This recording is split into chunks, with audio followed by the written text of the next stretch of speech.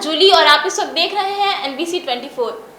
सत्ता और विपक्ष में अक्सर 36 का आंकड़ा रहता है, लेकिन इस बार बिहार में सत्ता की JDU और विपक्ष की RJD एक मसले को लेकर एकजुट नजर आ रहे हैं। ये मसला है जातिगत जनगणना का। दरअसल बिहार में भाजपा को छोड़कर लगभग सभी पार्टियों ने समय समय पर जातिगत जनगणना की मांग रखी, लेकिन केंद्र सरकार ने हर बार इस मांग को खारिज कर दिया। इस मसले को लेकर खुद मुख्यमंत्री नीतीश कुमार से लेकर नेता प्रतिपक्ष तेजस्वी यादव ने प्रधानमंत्री को पत्र लिखा। अब नीतीश कुमार के पत्र के जवाब में प्रधानमंत्री ने दिल्ली में आज यानी कि 23 अगस्त को 11 बजे सर्वदलीय बैठक बुलाई है। इस बैठक में बिहार के 10 पार्टियों के एक प्रतिनिधि शामिल होंगे। इस बैठक में चर्चा की जाएगी कि बिहार में जातिगत जनगणना होगी या नहीं, क्या भाजपा इस जातिगत जनगणना को हरी झंडी देगी या नहीं देगी। लेकिन इस बैठक से पहले नीतीश कुमार और तेजस्वी यादव ने मीडिया से बातचीत की है और बताया है कि क्यों जातिगत जनगणना इस समय जरूरी है। पहले सुनिए कि उन्होंने क्या कुछ कहा। समय हम लोगों ने मांगा था, आदरणीय प्रधानमंत्री जी से उन्होंने समय दिया है। कल 11 बजे उन्होंने समय दिया है। सब लोग जाएंगे और 10 पॉलिटिकल पार्टी के एक प्रतिनिधि शामिल होकर के इसमें हम लोग सब एक साथ जाएंगे और उनके समक्ष में अपनी बात रखेंगे। सर, बीजेपी का जो रुख है उससे आपको लग रहा है कि रास्ता निकल पाएगा? बीजेपी भी आ रही है, साथ में आ रही है, जा रही है। क्या बातचीत रखेंगे सर आप लोग? क्या बातचीत प्रधानमंत्री के सामने? प्रपोजल में आप लोगों ने तो वही बात है, इसी के लिए हम लोग रखेंगे। ये तो पहले ही से जान रहे हैं कि बिहार में मतलब 19 में ही एक यूनानिमस रिजोल्यूशन हुआ था इसके पक्ष में, और फिर 20 में भी विधानसभा में यूनानिमस, और 19 में तो विधानसभा विधान परिषद दोनों में हुआ था। तो इसलिए सब लोगों की तो राय एक ही है, बिहार में कोई राय अलग अलग नहीं है।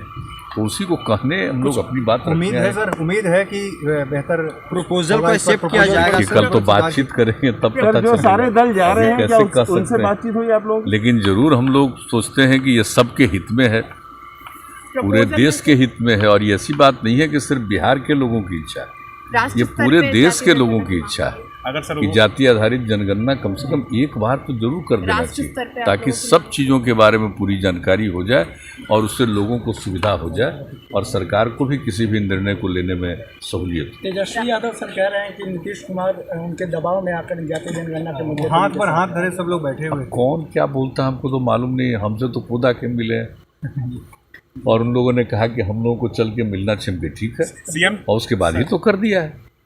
तो इसको दबाव कहते हैं।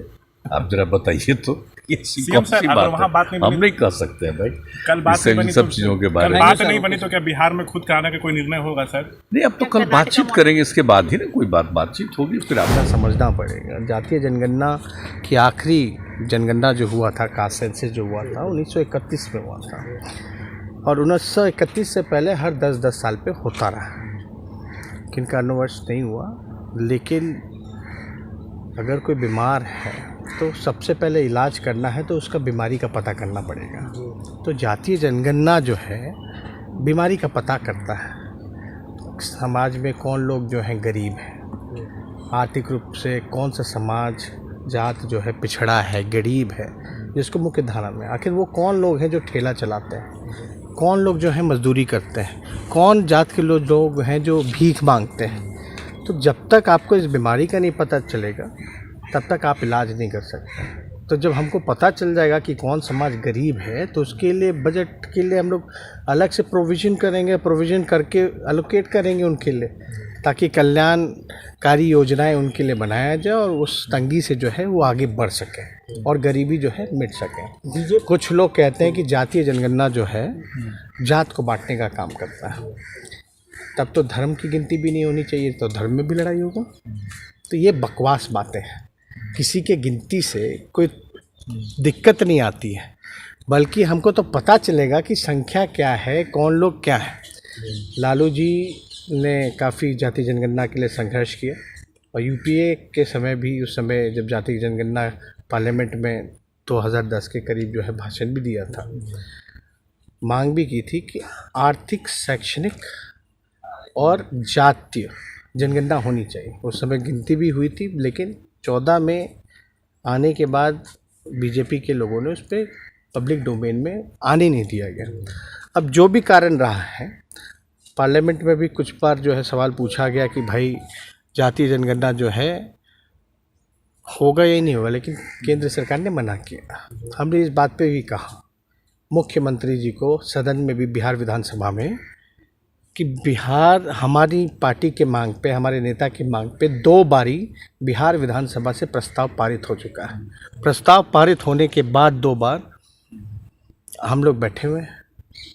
डबल इंजन की सरकार है। मुख्यमंत्री जी भले ही हमको आपके नेतृत्व में जाना पड़े, चलिए प्रधानमंत्री जी से मिलने। मुख्यमंत्री जी भी हाथ पे हाथ धरे बैठे हुए थे। कुछ गाड़ी तो बढ़ नहीं रही थी प्रस्ताव पारित होने के बाद। तो हम लोगों की मांग पे मुख्यमंत्री ने प्रधानमंत्री से समय मांगा। देरी समय मिला, लेकिन समय मिला है तो कल जाकर के इस चीज़ को जो है मांग को उनके सामने, मतलब आप लोगों के दबाव के कारण उन्होंने समय मांगा। उम्मीद क्या लगती है सर? उम्मीद क्या लगती है? उम्मीद लग रहा है कि हो जाएगा, केंद्र सरकार मानेगी इस बात को। देखिए, जब तक ये काम असल में असली काम यही है, आप भले ही राज्यों को अनुमति दे दीजिए कि कौन सी जाति के लोगों को ओबीसी में डालना है, आप अलग अलग योजनाएं बनाएं, लेकिन बिना बीमारी का पता किए हुए आप ऑपरेशन कर रहे हैं। पहले पता तो चल जाए कौन बीमार है और क्या बीमारी है, तभी तो अच्छा इलाज हो पाएगा। तभी तो असल जो कारण है गरीबी मिटती क्यों नहीं है। तो इसलिए ये काम जो है बेहद ज़रूरी है। आज या तो कल ये होना ही है, इससे बेहतर आज हम करें। तेजस्वी जी क्या तेज प्रताप जी को लेकर के लालू जी से कुछ बातचीत हुई है? आज तो रक्षाबंधन है जी, और रक्षाबंधन तो खुशियों का त्यौहार है। रक्षा देने का वादा बहन को किया जाता है, भाई करता है। पूरा देश इसमें आज जो है खुशियां मना रहा है। आज बधाई आप लोगों को भी देते हैं। तो ये थे मुख्यमंत्री नीतीश कुमार और नेता प्रतिपक्ष तेजस्वी यादव। आपने सुना कि किस तरीके से उनका मानना है कि जातिगत जनगणना इस समय की मांग है और पूरे देश और बिहार के लोगों के लिए बहुत ही अहम है। इसी तरह की तमाम छोटी बड़ी खबरों को जानने के लिए आप बने रहिए NBC 24 के साथ। धन्यवाद।